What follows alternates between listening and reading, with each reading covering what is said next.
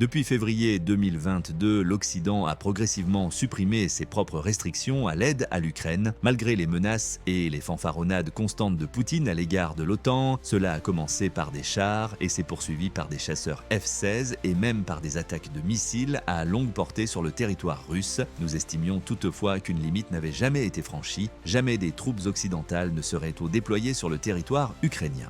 Les règles du jeu changent à nouveau fin 2024. Il y a quelques mois encore, nous n'aurions pas pu prédire comment le débat allait évoluer en raison de nouveaux partenariats, de propositions audacieuses et d'un Kremlin désespéré. Des troupes britanniques ou d'autres pays européens seront-elles envoyées en Ukraine?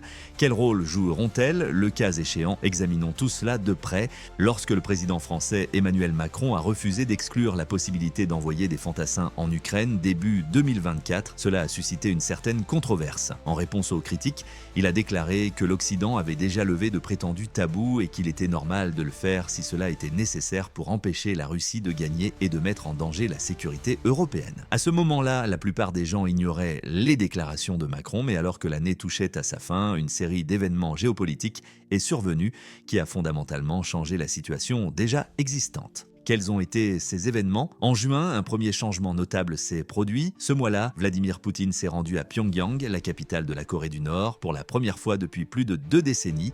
Kim Jong-un et Poutine se sont mutuellement offerts des cadeaux, notamment une photo géante de Poutine et des limousines. Après les cérémonies, ils ont signé un nouvel accord de défense mutuelle adopté en novembre. Selon les autorités sud-coréennes, cet accord reflète l'alliance de leur pays avec les États-Unis. Qu'est-ce que cela signifie donc? Selon l'article 4 du nouvel accord, si l'une des deux parties est mise en état de guerre par une invasion armée, l'autre partie doit immédiatement fournir une assistance militaire et autres en utilisant toutes les ressources disponibles. Cette disposition doit toutefois être conforme à la fois à la législation nationale de la Corée du Nord et de la Russie et à l'article 51 de la Charte des Nations Unies. En vertu de l'article 51 de la Charte des Nations Unies, chaque État membre a le droit inaliénable de se défendre lui-même, soit individuellement, soit collectivement. Le Conseil de sécurité doit toutefois être informé de ces situations afin de pouvoir prendre à tout moment toutes les mesures nécessaires pour maintenir ou rétablir la paix et la sécurité internationale. Des inquiétudes existent quant au sérieux avec lequel Pyongyang et Moscou appliqueraient l'accord. Et des Sud-Coréens ont rapporté que ces critères constituaient une porte dérobée pour permettre aux deux pays d'échapper à leurs obligations militaires. Lorsque l'Ukraine a lancé une contre-invasion courageuse de la région russe de Koursk en août, les dispositions de défense mutuelle ont été mises à l'épreuve. Bien que des incursions sur le sol russe aient déjà eu lieu auparavant, c'était la première fois que les forces ukrainiennes menaient des opérations terrestres directes,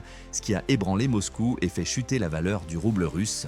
Incapable de réagir, le Kremlin s'est tourné vers la Corée du Nord, un ami inhabituel. Selon les services de renseignement sud-coréens, 500 soldats nord-coréens étaient arrivés en Russie à la mi-octobre et leur nombre ne cessait d'augmenter, signe inquiétant de la volonté de Pyongyang de soutenir l'action militaire stagnante de Poutine. Des sources du renseignement américain ont indiqué que fin octobre, quelques semaines plus tard, 3000 soldats nord-coréens étaient stationnés sur le sol russe.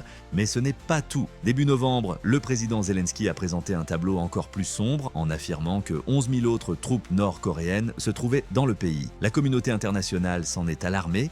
Les analystes de la sécurité de nombreux pays du G20 ont averti à la mi-novembre que la Corée du Nord enverrait jusqu'à 100 000 soldats pour soutenir les forces armées russes si les relations entre Moscou et Pyongyang continuaient à se détériorer. Ces soldats n'étaient-ils en Russie que pour s'entraîner? Non, l'Ukraine a fait état pour la première fois d'affrontements avec ses troupes nord-coréennes le 5 novembre. La région de Koursk a été le théâtre de ces affrontements.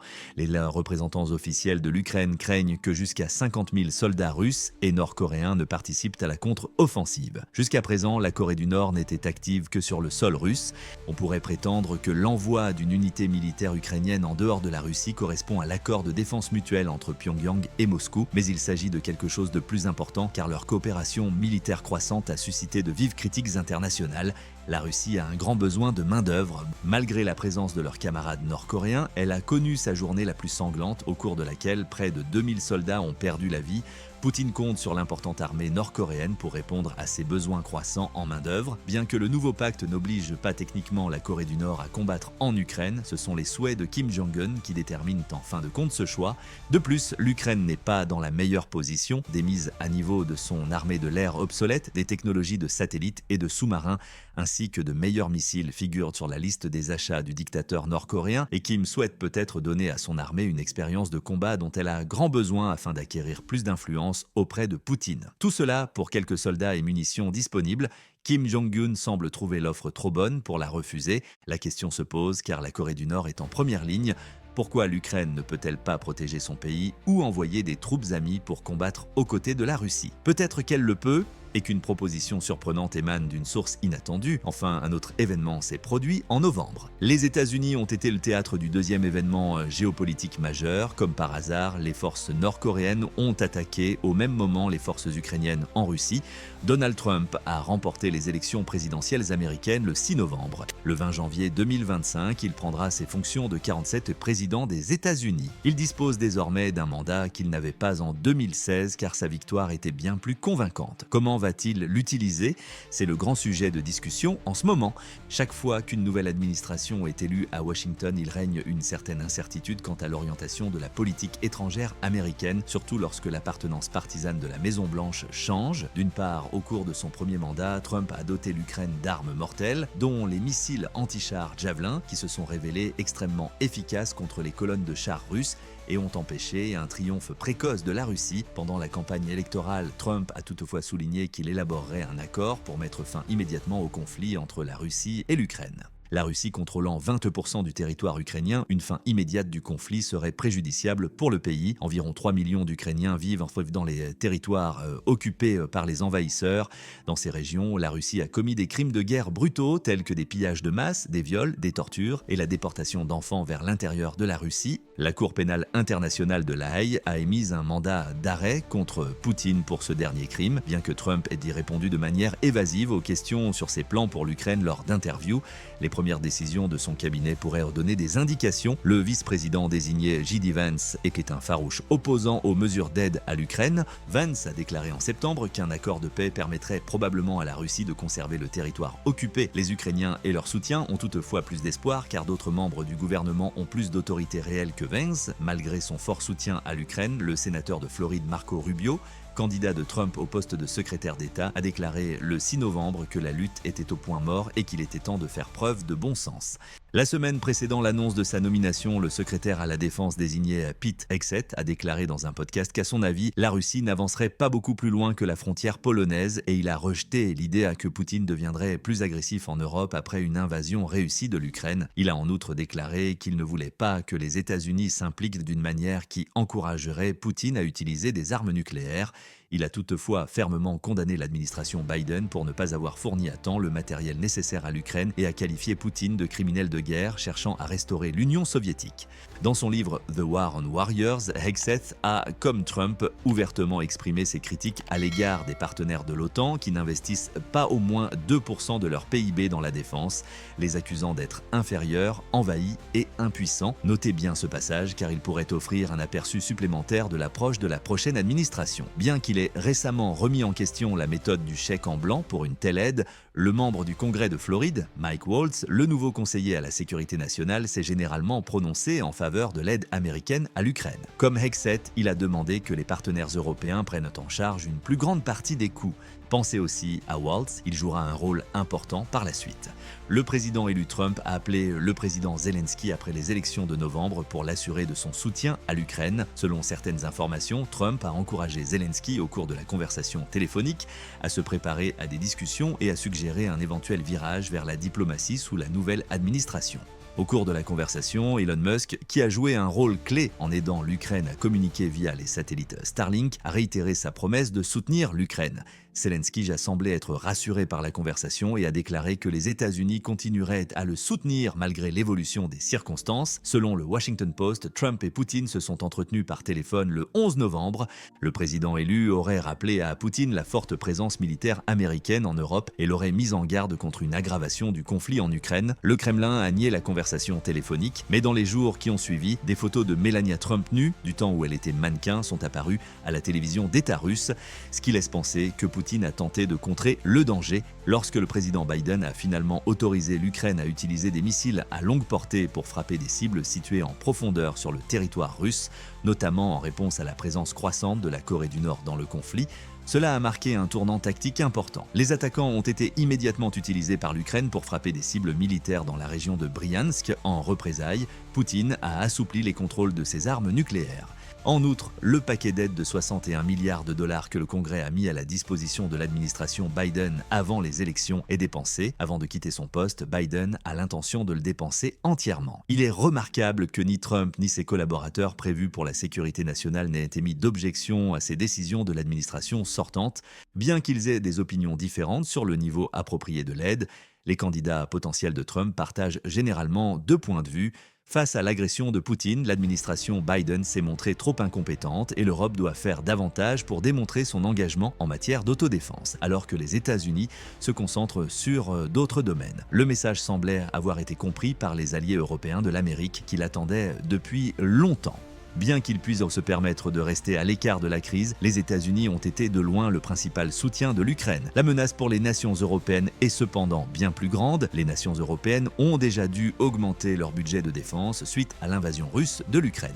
Plus la Russie consolide sa position là-bas, plus elles devront dépenser d'argent. Mais que se passera-t-il si la menace devient si grande que plus d'argent ne suffira pas? C'est là que le potentiel de troupes entre en jeu. L'ancien Premier ministre britannique Boris Johnson a déclaré le 12 novembre que l'Europe devait s'assurer que Kiev puisse poursuivre son combat, y compris en envoyant des troupes britanniques pour soutenir les Ukrainiens si les États-Unis cessaient leur aide à l'Ukraine.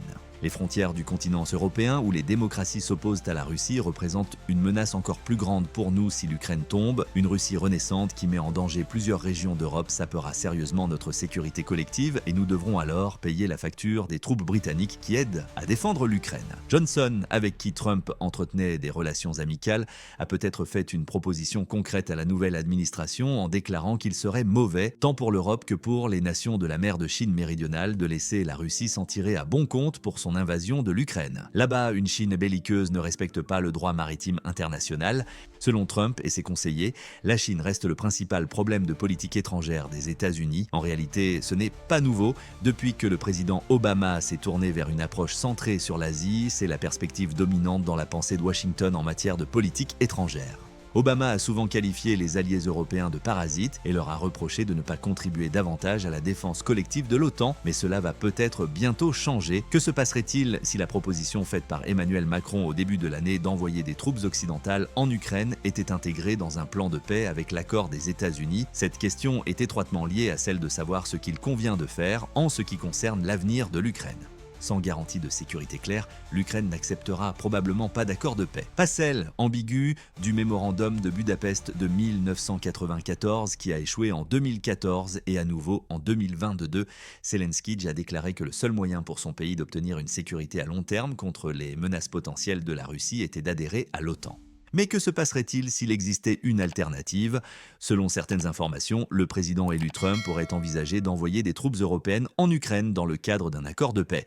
C'est ce qui ressort d'un rapport publié 2 jours après l'élection dans le Télégraphe britannique. L'idée, caractérisée comme une tactique propre à Trump pour créer une zone tampon afin de garantir un futur accord, a été élaborée par des collaborateurs de son équipe de transition, indique l'article. Bien qu'il y ait encore peu de détails, le concept suggère un changement dans la stratégie potentielle de la future administration pour gérer le conflit. Selon les rapports, une zone démilitarisée d'un 300 km entre les troupes russes et ukrainiennes devrait être établie dans le cadre de l'accord de paix naissant. Depuis la frontière commune de l'Ukraine avec la Russie et la Biélorussie au nord, la zone démilitarisée s'étendrait vers le sud et l'est au-delà de Soumy et Kharkiv, traverserait les lignes de front actuelles dans l'est de l'Ukraine et se terminerait à Koursan. Le reste de l'Ukraine resterait un État souverain et indépendant en dehors de la zone démilitarisée. Selon cette idée, l'Ukraine serait exclue de l'adhésion à l'OTAN pendant 20 ans. En contrepartie, elle serait chargée de munitions afin d'empêcher la Russie de reprendre les hostilités. En outre, le gouvernement ukrainien continuerait à fonctionner après 2014, ce qui constituerait un revers majeur pour les efforts de la Russie visant à renverser le gouvernement de Kiev.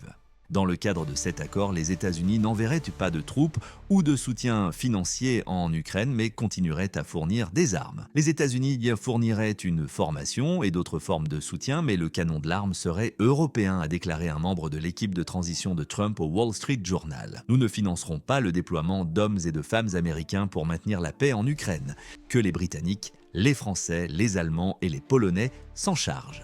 L'envoi de troupes européennes en Ukraine serait considéré par les partisans de Trump comme un moyen d'imposer de nouvelles garanties de sécurité et d'inciter les partenaires de l'OTAN à payer davantage pour leur défense et à assumer la responsabilité de la sécurité européenne. Jusqu'à présent, rien n'indique que l'équipe de Trump ait discuté de ce concept avec le gouvernement britannique ou d'autres dirigeants européens. Il s'agit désormais d'un des scénarios publiés. Les collaborateurs de Trump n'excluent aucune option, mais est-il seulement possible qu'un événement similaire se produise en 2025. Enfin, l'aide de la Russie serait également nécessaire pour s'asseoir à la table des négociations. La Russie a actuellement peu d'intérêt à faire la paix, car elle pense probablement pouvoir gagner encore plus de territoire, comme le montre un article publié le 30 octobre dans The Telegraph. Rappelons que fin 2022, Poutine a annoncé l'annexion de Donetsk, Luhansk, Zaporizhia et Kherson, alors même que ses soldats étaient en déroute. Pour son peuple, un arrêt serait désormais un signe de faiblesse. La Russie n'a donc jusqu'à présent fait que peu ou pas de concessions à l'Ukraine. Toutefois, compte tenu de l'augmentation rapide du nombre de victimes et de la perte d'équipements, cela pourrait ne plus avoir d'importance dans un avenir proche.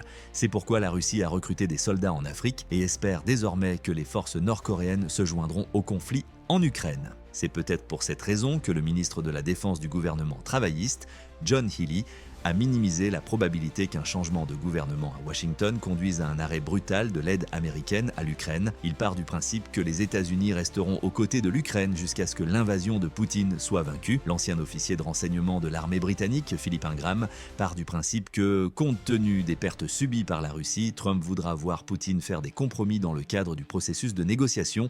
Cependant, comme nous l'avons vu, il est peu probable que Poutine fasse des concessions dès maintenant. Il est possible que Trump n'ait pas d'autre choix que de continuer à équiper l'Ukraine d'armes encore plus meurtrières pour forcer le dictateur russe à s'asseoir à la table des négociations après l'intransigeance de Poutine, a ajouté Ingram. Cela va toutefois au-delà de suppositions bien informées. On peut supposer que cela fera partie de l'approche de Trump. Vous souvenez-vous de Mike Waltz, le nouveau conseiller à la sécurité nationale? Dans un article publié le 13 novembre dans The Economist, il a déclaré que les États-Unis pourraient fournir à l'Ukraine davantage d'armes avec des restrictions d'utilisation moins strictes si Poutine refusait de négocier. Dans de telles circonstances, Poutine ressentira davantage de pression pour résoudre la situation. L'optimisme prudent de Zelensky et les propos de Waltz indiquent que le futur gouvernement n'abandonnera pas immédiatement l'Ukraine, comme l'avaient prévu de nombreux dirigeants européens. Les Ukrainiens pensaient effectivement qu'un autre gouvernement divisé et paralysé, comme celui qui a retardé l'aide entre fin 2023 et début 2024, serait le pire résultat des élections présidentielles américaines et non une victoire de Trump. En outre, Zelensky et ses fonctionnaires étaient depuis longtemps opposés aux restrictions imposées par l'administration Biden sur l'aide américaine à l'Ukraine. Je pense que la nouvelle administration peut apporter plus de fermeté à Washington, pas contre les intérêts de l'Ukraine comme l'Europe le craignait, a déclaré Ingram dans une interview sur la chaîne War and Politics 24. Ces récents développements sont un nouveau rappel que l'Europe doit prendre en main sa propre sécurité indépendamment de ce que fait le nouveau gouvernement, a déclaré le président Macron. Il a déploré le fait que les élections présidentielles américaines, l'envoi de troupes nord-coréennes, la réaction de la Chine et d'autres événements semblaient constamment faire partie de l'histoire. Quel rôle l'Europe a-t-elle joué dans tout cela? Pendant la guerre, les dirigeants européens ont souligné à plusieurs reprises que le continent devait prendre la tête des opérations pour assurer sa propre sécurité. Comme le nouveau gouvernement a l'intention de donner la priorité à la région Indo-Pacifique par rapport au Moyen-Orient, il soutiendrait cette démarche. L'implication des forces européennes dans le conflit actuel en Ukraine semble pour l'instant lointaine, mais la possibilité qu'elles participent à la mise en œuvre d'une paix quelle qu'elle soit, issue du conflit, augmente. Même si les inconnues sont nombreuses à l'heure actuelle, une chose est sûre, la stratégie d'avant-guerre de Poutine, qui consistait à conquérir l'Ukraine et à installer une marionnette à Kiev, a échoué. La Biélorussie n'est pas l'Ukraine. Il semble que les forces européennes auront un rôle à jouer pour s'assurer que cela reste le cas. Que pensez-vous qu'il se passera ensuite à l'approche de 2025? Les forces nord-coréennes seront-elles impliquées dans des combats sur le territoire ukrainien? Quel sera l'impact du second mandat présidentiel de Trump sur le conflit? N'oubliez pas de partager vos réflexions dans la section des commentaires. Si vous souhaitez recevoir d'autres analyses militaires d'experts militaires, n'oubliez pas de vous inscrire et de cliquer sur j'aime. Cliquez plutôt sur cette autre vidéo.